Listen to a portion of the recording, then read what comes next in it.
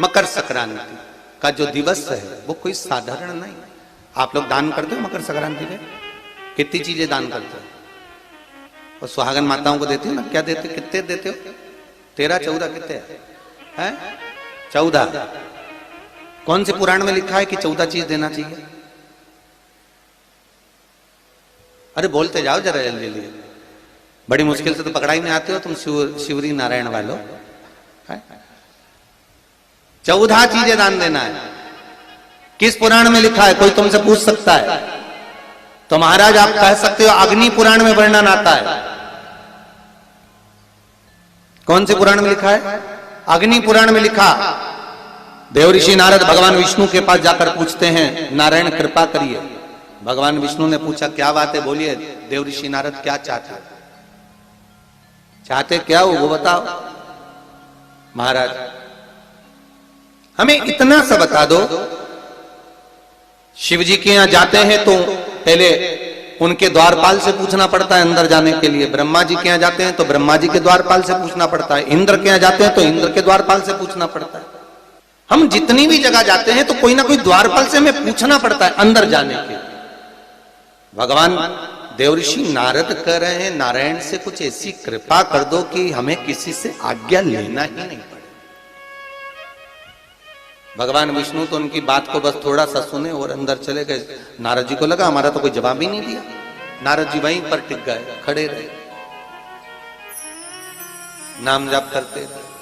विष्णु वापिस आए और देवऋषि नारद से कहा एक काम करो, जब सूर्य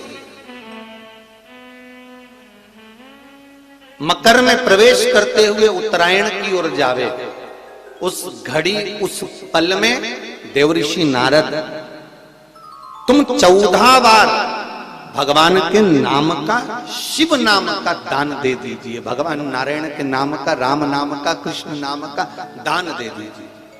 अब देखो यहां पर यह नहीं लिखा कि प्लास्टिक का डब्बा दो। समझ लेना जी हो अच्छे से कि लोगों ने दान को कितना भ्रष्ट कर दिया वो बताया जा रहा है। अग्नि पुराण में यह नहीं लिखा कि तुम प्लास्टिक की चाय की चन्नी दो 14, बाल्टी दो 14, या प्लास्टिक का डब्बा दो 14 है। यहां पर यह नहीं लिखा है कुछ भी हो। यहां क्या लिखा अग्नि पुराण में कि मकर संक्रांति के दिन जब सूर्य उत्तरायण भाव में प्रवेश करे, मकर में जावे, उस समय पर देवऋषि नारद तुम्हारे मुख से अगर 14 बार भगवान के नाम का दान 14 जीवों को दे आओगे तो किसी भी देवता के पास जाओगे तुम्हें परमिशन की जरूरत नहीं पड़ेगी, तुम डायरेक्ट प्रवेश कर जाओगे। डायरेक्ट। अब तुमको अगर वैकुंठ में डायरेक्ट प्रवेश करना हो तो बिना पूछे, तो उसके लिए कहा ही मकर संक्रांति पे दान दो। तो किस चीज का दान देना है महाराज? प्लास्टिक का डब्बा नहीं, बाल्टी नहीं, चन्नी नहीं। फिर किस चीज का दान? तो कहा अगर देवर्षि नारद आप दान दे रहे हो तो 14 नाम का दान दीजिए। 14 जीवों को नाम का दान दे दो, भगवान के नाम का भजन कर दो। और अगर संसार के लोग दान दे तो किस चीज का? तो के अन्न से बड़ा कोई दान, अन्न से बड़ा कोई दान नहीं। अच्छा कई लोग कहते हैं कि सूर्य की उत्तरायण का क्रम है, ये क्रम है, ये पूजन का क्रम है, तिल्ली के लड्डू का क्रम है? लड्डू बना लो तिल्ली का, इसका क्रम है। पर अगर स्कंद पुराण उठाओ तो स्कंद पुराण में अगर मकर संक्रांति के क्रम को यदि पढ़ोगे तो मालूम पड़ेगा कि पूरे वर्ष में एक दिन ऐसा था जिस दिन भगवान शिव और नारायण ये दोनों, इसलिए आज भी हिंदू धर्म में गुड़ के लड्डू तिल्ली के साथ मिलाते हैं। क्यों? उसका कारण कि शंकर और नारायण ये दोनों एक ही दिन, एक ही पल गंगा का स्नान करने के लिए जाते। एक भगवान शिव, देखिए कितना कितना हमारे हिंदू धर्म में एक एक तिथि का, एक एक बार का एक एक महत्व है, उसको समझिए। माता लक्ष्मी भगवान नारायण और भगवान शिव को स्नान के लिए गुप्त रूप से झांकती है।